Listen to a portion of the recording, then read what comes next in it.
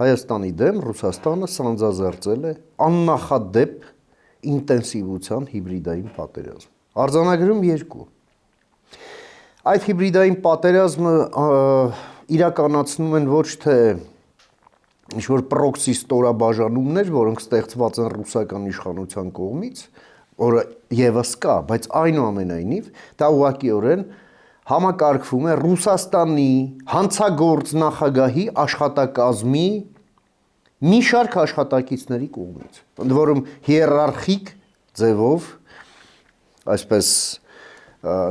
այդ հրահանգները եւ հաշվետվությունները գնում են վերևից ներքև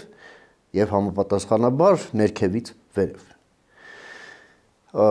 Երրորդ արձանագրումը այս ամենը տեղ չէր հասնի, եթե նրանք իրենց կոլաբորանտները չունենային Հայաստանի ներսում, հանձինս իրենց այսպես կոչված լոյալ տեխնացուների, որոնց անվանացանկը Ֆիլոսոկրատը անուն ազգանունով նշեց իր դարակազմիկ ճառում, հա, որում դա արեց հայերենը մոռացած, ռուսերենն այդպես էլ չսովորած, միայն ակցենտով,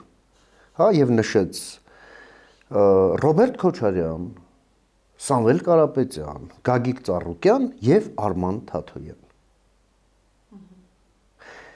Եվ հիմա այդ ամենը սպասարկող այսպես կոչված մամուլը եւս ներգրավված է այս օպերացիայի մեջ։